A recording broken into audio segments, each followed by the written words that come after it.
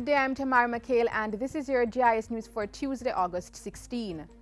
Plans are far advanced to locate 10 Jamaican sites to participate in clinical trials for a Zika vaccine. Acting Chief Medical Officer Dr. Winston Delahaye made the disclosure at a Rotary Club function on Monday. The trials are being conducted by the United States National Institute of Allergy and Infectious Diseases. They've actually started in the US, but they need about 80 other sites in the Caribbean and Latin America.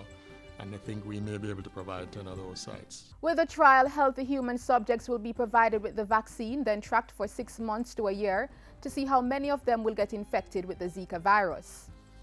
In sport, Prime Minister Andrew Holness has congratulated the island's athletes who are competing at the Olympic Games in Rio de Janeiro, Brazil.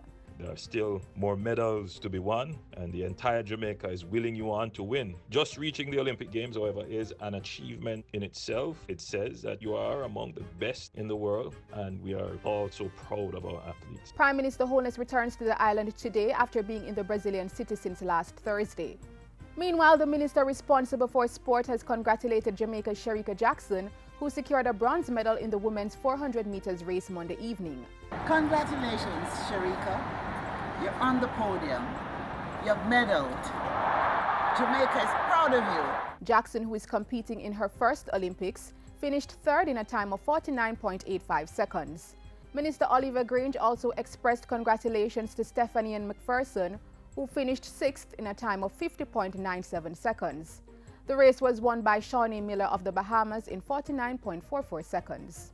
In other news, Agriculture and Fisheries Minister Carl Samuda has given instructions for the creation of a rotation equipment pool.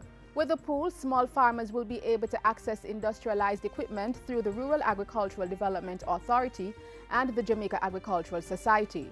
To distribute among certain areas of the country in need of equipment to move them forward in a more productive way. The Agriculture Minister says the equipment will be assigned a designated driver for accountability. So whatever we do, we are going to monitor it very carefully, and we're going to establish a maintenance unit to ensure that it don't break down, because we don't want to frustrate the farmers. An $18.29 million project is expected to significantly reduce the island's dependence on imported Irish potato. Through the in vitro propagation of Irish potato seeds training program, Jamaica will establish its first Irish potato seed project. Under the initiative, the labs at the Scientific Research Council, Borders Research Station, and the Northern Caribbean University will be provided with additional equipment and specialized training for technologists. With the equipment and the reagents provided, these 3 labs will have the capacity to produce in 1 year 800,000 plantlets capable of producing 4.8 million microtubers. If imported, these microtubers would cost US $2.4 million, and these would be from 5th and 6th generation seeds. If produced locally, the 4.8 million microtubers would cost $1.4 million, a saving of $1 million US. The Jamaica Social Investment Fund's Managing Director Omar Sweeney was speaking at the project's launch on Monday. JCIF is spearheading the project with funds provided by the World Bank through its Rural Economic Development Initiative READY program.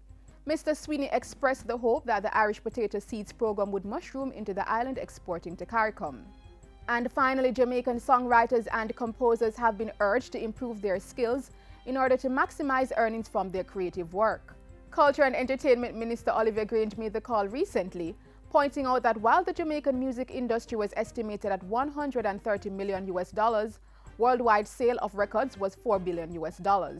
So there is room for growth and for us to get a bigger slice of the pie.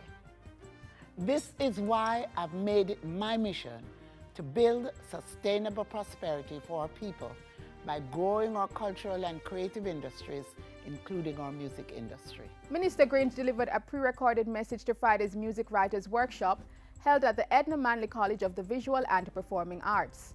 The workshop was hosted by the Jamaican Copyright Licensing Agency JAMCOPY and the Jamaica Association of Composers, Authors and Publishers, JCAP. And that's it for JIS News today.